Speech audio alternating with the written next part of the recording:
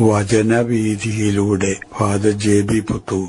വിശുദ്ധ മത്തായി രചിച്ച യേശുവിന്റെ സുവിശേഷം, അധ്യായം 13, 53 മുതൽ 58 വരെയുള്ള വാക്യങ്ങൾ. സ്വന്തം നാട്ടിൽ അവഗണിക്കപ്പെടുന്നു. യേശു ഈ ഉപമകൾ അവസാനിപ്പിച്ച ശേഷം അവിടെ നിന്ന് പുറപ്പെട്ട് സ്വദേശത്ത് വന്ന് അവരുടെ സിനഗോഗിൽ പഠിപ്പിച്ചു.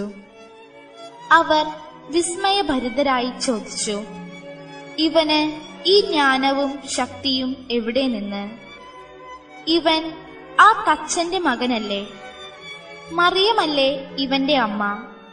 യാക്കോബ്, ജോസഫ്, ശിമയോൻ, യൂദാസ് എന്നിവരല്ലേ ഇവന്റെ സഹോദരന്മാർ?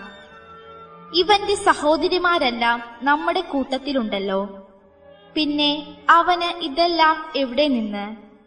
അവർക്ക് അവനിൽ ഇടർച്ചയുണ്ടായി.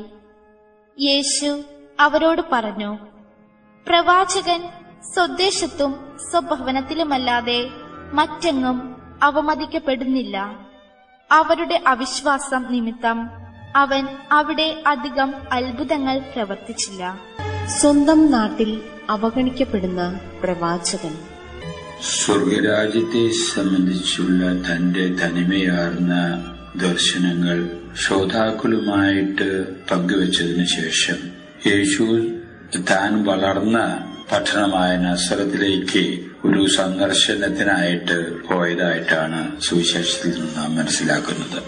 യേശു അവിടെയായിരുന്ന അവസരത്തിൽ സിനഗോഗിലെ പ്രാർത്ഥനാ സമ്മേളനത്തിൽ പങ്കെടുക്കാനായിട്ട് പോകുന്നു. അവിടെ വെച്ച് തിരുവചനങ്ങൾ വ്യാഖ്യാനിക്കുന്നതിൽ യേശു കാണിച്ച നൈപുണ്യം സ്വന്തം നാട്ടുകാരെ സത്യത്തിൽ വിസ്മയിപ്പിക്കുക തന്നെ ചെയ്തു.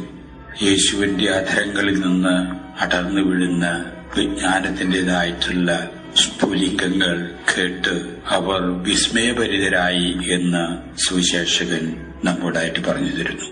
കാര്യം അവർക്ക് വിസ്മയം തോന്നി എന്നുവരികിലും അവരിൽ പലരും തന്നെ അത് അംഗീകരിക്കുന്നതിനു വേണ്ടിയും യേശുവിനെ അനുമോദിക്കുന്നതിനു വേണ്ടിയും തയ്യാറാകാതെ യേശുവിനെ ഇകഴ്ത്തി പറയുന്നതിനു വേണ്ടിയുള്ള പരിശ്രമമാണ് അവരിൽ ഉണ്ടാകുന്നത്.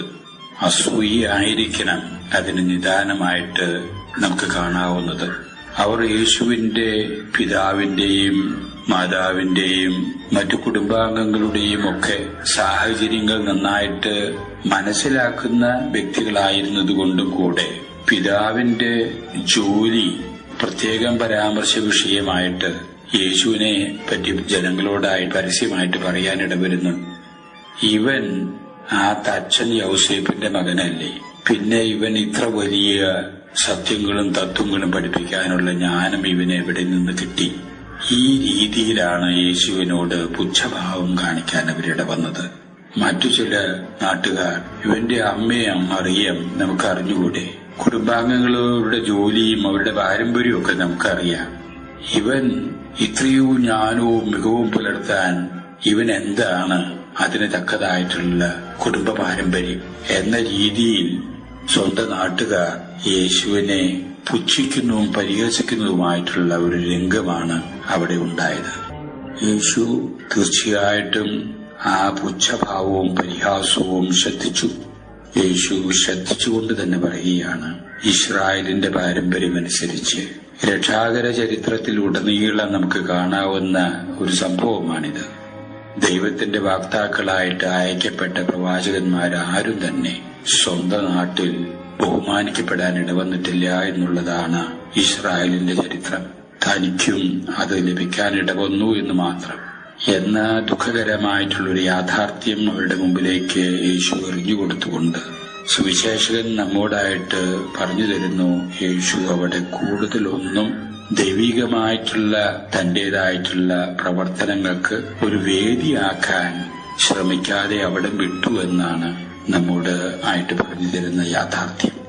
ഇതിന്റെ അടിസ്ഥാനത്തിലാകാം ഇന്ന് വിശ്വപ്രസിദ്ധമായി തീർന്നിരിക്കുന്ന ഒരു പ്രവാചകനും സ്വന്തം നാട്ടിൽ ആദരിക്കപ്പെടാൻ ഇടവരികയില്ല എന്ന ആ പ്രസ്താവന ജനിക്കാനിടവന്ന സാഹചര്യം ഇന്നത്തെ സുവിശേഷത്തിന്റെ പശ്ചാത്തലമായിരിക്കണം.